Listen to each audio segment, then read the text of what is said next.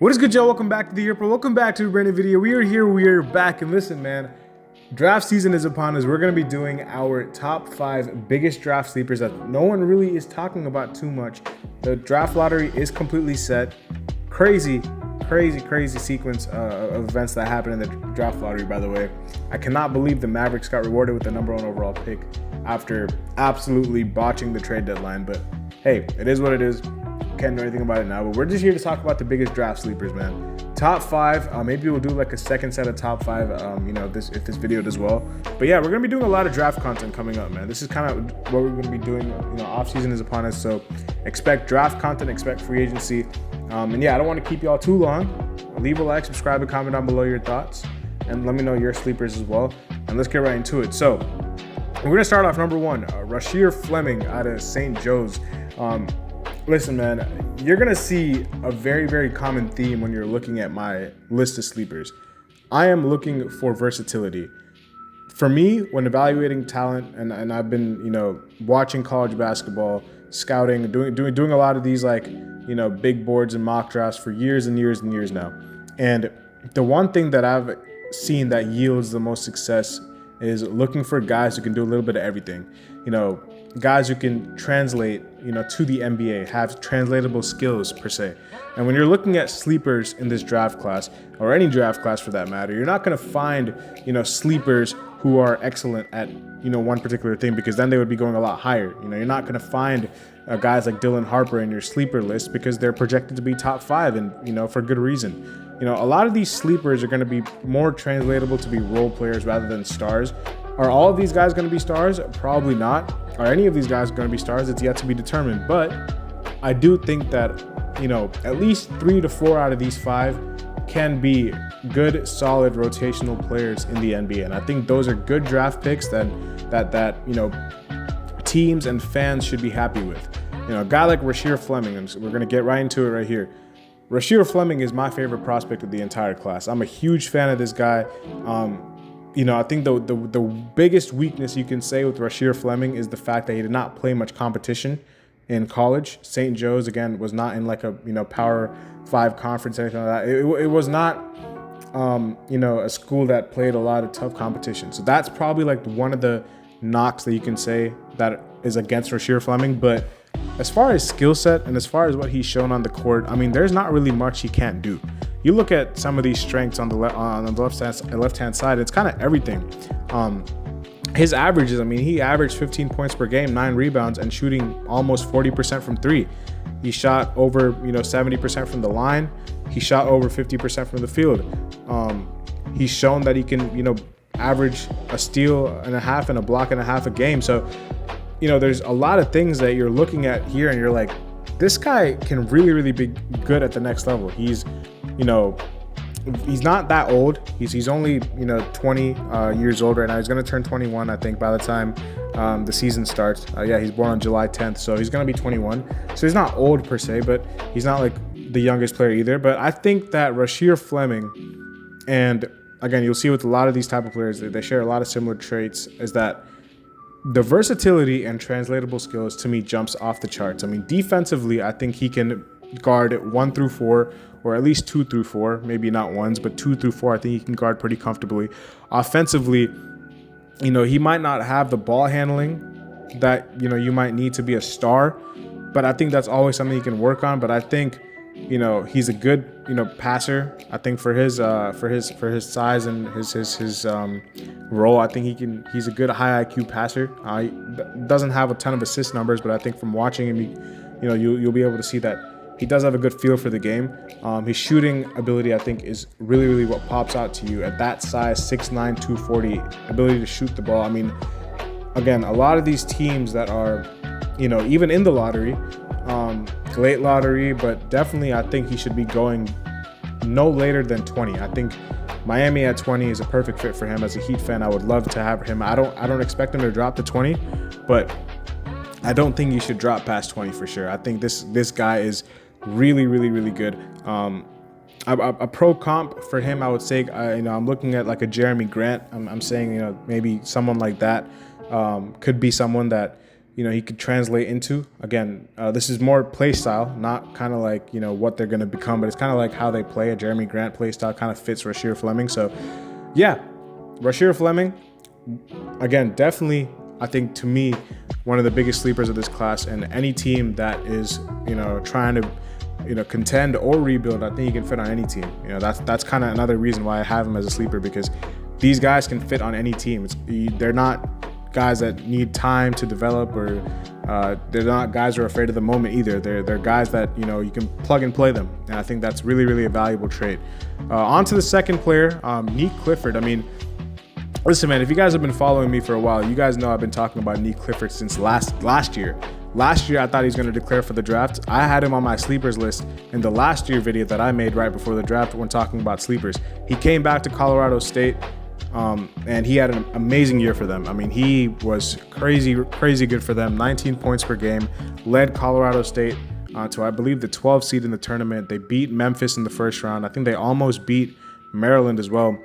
Derek Queen hit a buzzer beater, but, Clifford got game. I mean, 19-10, shooting 38% from three at 6'6", averaging 10 rebounds, by the way, is ridiculously impressive. Good passer. He's averaging 4 assists per game. Is a little bit turnover prone, but that's also because I believe he's had the ball a lot in Colorado State. He's kind of like their only guy who was really reliable for them, offensively. So in the next level, when he's playing for an NBA team, he's not going to have the responsibility that he had at Colorado State, because he's more of a 2-3 to me than a 1. But I'm looking at this guy, I'm like, listen, Mikal Bridges, Cam Johnson, like a lot of these, again, 3-and-D type of players, man. I think defensively, he's really, really good. He's an older rookie, so I think the age is kind of like his biggest question mark, is because he's already 23 years old. But I feel like you look at some of these guys, now obviously a guy that comes to mind as a Heat fan is Jaime Jaquez. He didn't have the greatest year this year, but last year when he came out, it was really, really a revelation for Miami, his rookie season. I think Clifford, coming out as a prospect, I think is a lot better than Jaime Jaquez was as well. So you look at some guys like that who can really help teams right now. They have him going to OKC at 24 here. I think that's a good fit for him. I think any team that is looking to win now, if you add him to your bench, I think he can come in and play right away. I don't think he's bad for a rebuilding team either. I think the only problem is, again, he's 23 years old, so he doesn't have that upside that people are probably looking for. But the upside that he has to me is a guy that can, at the worst, be a role player on a championship team. I think this guy, when you look at guys like Josh Hart's, guys like Mikal Bridges, like, again, a lot of these guys who are really essential to win championships. You look at any championship team, you got guys like this stacked on all those rosters.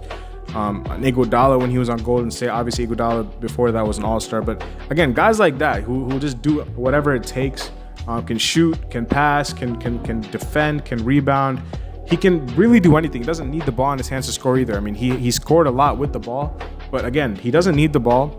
But when he has the ball, it's not like he's bad, with the ball either. So I think this guy is really, really good. I think if it wasn't for his age, I think you'd see him, in top 10 conversations. But I think the only reason he's falling past lottery talks to me is because of his age. Everything else is flawless with Clifford. I'm a super, super big fan of him. Him and Rashir Fleming are my 2 favorite players in this draft. I cannot wait to see who drafts him. Again, versatility. But yeah, let's get right into the next player. This guy is a late rouser, Cedric Coward out of Washington State. Now, the one thing I will say about Cedric Coward is that I don't even know if he's going to be if he's going to be in the draft. There was talk, and he did commit to Duke as a transfer, but he was given permission to be a part of the combine. But I would be kind of surprised if he wasn't in the draft, because I think his name has been rising late. I think this guy, if you're not familiar with this guy, he is a lights out shooter. Lights out. I mean, 40% from 3, 18 points per game, 7 rebounds. Defensively, I think he has a little bit to work on the ball. I think off the ball, he's a good defender. He's almost at 2 blocks per game as a 6'6" guard.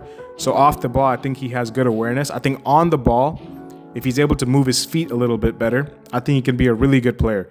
I think this guy can be a are really, again, very similar to the guys I named before. Very versatile, can shoot the ball. I think he's a really good rebounder. Like I said, 7 rebounds as a guard.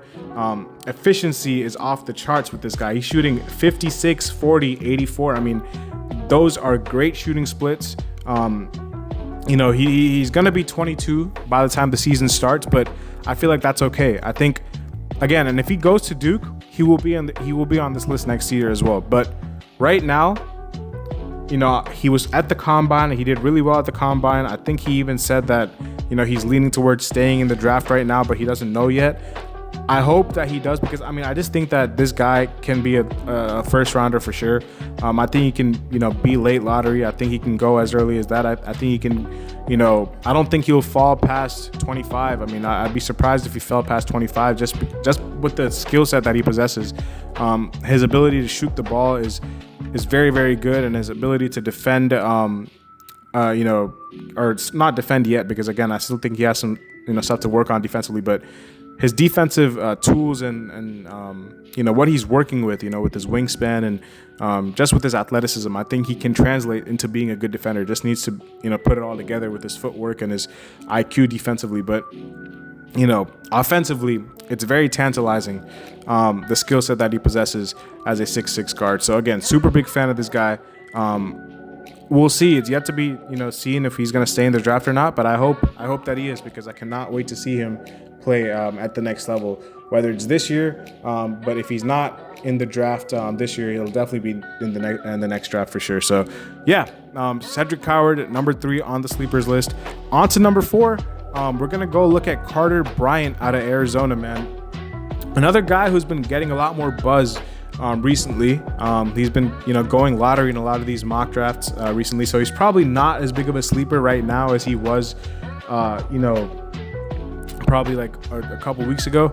But the biggest knock on Carter Bryant's game right now is his production. Like, I think points per game, again, it's not something that's blowing you out the water with 6.5, but he also didn't play too much. He only played 19 minutes per game, but with his game time, he shot 37% from 3. He shot 46% from the field. He showcased really, really good defensive numbers with his defensive box plus minus, and all of his defensive advanced stats look really, really good. I think that defensively, out of him, out of Rashir Fleming, out of all the players I named, he's probably the best defender, I think. Shooting wise, I think you see the numbers right there, 37% from 3. Again, smaller sample size because he didn't play as much minutes, but it's always interesting to me whenever a player is, a good defender, but can't really shoot the free throw that well, because he only shot 70% from the line. So hopefully he gets that number up. But yeah, you see what he did in his limited minutes. A block a game, a steal a game. Yeah, he's a good player. He's a good player. I think if you look at his per 36 stats over there, he would be averaging 12 points per game and averaging 2 blocks and 2 steals a night, and almost 8 rebounds a game as well. So again, very versatile. He's a lot younger as well than some of these other players like Rashir Fleming and Clifford. They're older, but Carter Bryant is not only a guy who I think is a prototypical high floor player. I also think that his ceiling is high as well because of his age. He's only 19 years old. He's not going to be 20 until November. So he's still a very young player. Unlike Clifford, who probably has more skills right now, he has a lot more put together currently.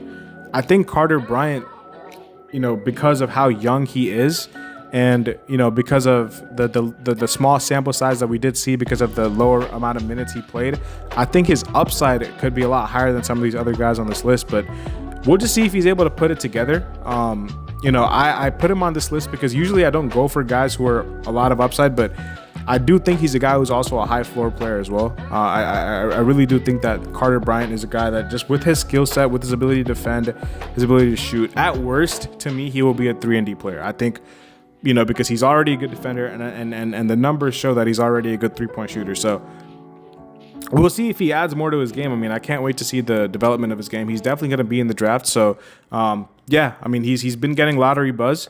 I would be shocked if he went past 20 in the draft. So we'll see. We'll see. Carter Bryant, though, definitely a guy to keep an eye out. 6'8", 225 from Arizona. Definitely a player that if you are one of these teams at the back end of the lottery, or at the back end of the teens in this draft, you will really want to look at this guy as one of your options to pick. And we'll transition to our last sleeper. We have Maxim Rayard from Stanford. Listen, this guy right here, I think, he's not like the other players that I have on this list, because he's not a 3-and-D player. He's not a guy who's a forward or a wing player. He's a 7'1" center. But I think he has crazy game. I think offensively, I don't think he has any weaknesses offensively. I think offensively, he can do everything. He can shoot, he can rebound, he can pass, he can bring the ball up the floor a little bit. I really like Maxim Rayard offensively. Defensively is the biggest question mark for me with him. And again, out of all the 5 players, I'm a little bit worried about his translatability defensively, just because, you see guys like Luka Garza. I don't want to give that comparison and put that on him, because I think he will be a better player than Luka Garza is, because I think offensively, Luka Garza was more of like I don't think Luka Garza had the passing or the ball handling that Maxim Rayard does. No shot to him, but I think Maxim Rayard, he plays a lot like a Kristaps Porzingis, a Lauri Markkanen. I can kind of see the again, not going to be the level of players that those people probably are, but right now, he's a walking 20 and 11 guy in college, with the ability to space the floor, shoot the free throw. I love his post game. I just think he's a very skilled offensive player. I think offensively, he's not versatile with this two-way ability, because he's not a good defender right now, but offensively, versatility is there. It's off the charts. Like, he can do everything offensively. If he is able to put anything together defensively, this guy will be a really good player in this league. I think, he's currently projected to go second round. I think he should be a late first rounder. If you're a team like Boston, if you're a team like, Orlando at the end of this draft, because I know Orlando has picked 25, Boston has to pick 26 or 27, especially if they're losing Porzingis in free agency. This guy right here is someone I would look at and be like, hey, maybe we can turn this guy into something. He might not be the best defender right away, but I think that, we can help him, develop that part of his game, because offensively we have something in this guy that I think can be really good, especially a team like Orlando who lacks shooting. They were the worst shooting team in the NBA. Maxim Rayard can definitely help with that as a guy who can stretch the floor at 7'1". So I think a lot more teams should be paying attention to this kid. I think he has a lot of game. Not many people watch Stanford, but I think as a guy who definitely watched a few Stanford games, I did catch a lot of their games. He's a good player, man, and he also dominated the combine today in some of the scrimmages that we saw. So listen, I hope that he can prove me right here. It'll be sad to see if he doesn't pan out, but I have confidence in him. I think he can be a good player. He's also 22 years old, so he's not like super old. I mean, he's not super young either, but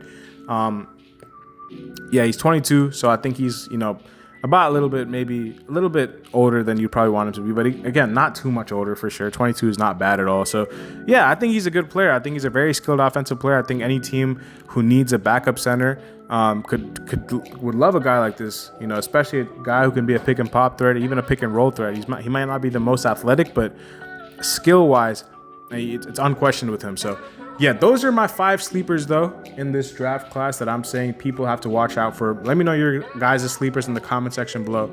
And yeah, man, I'll see y'all later as always. Peace.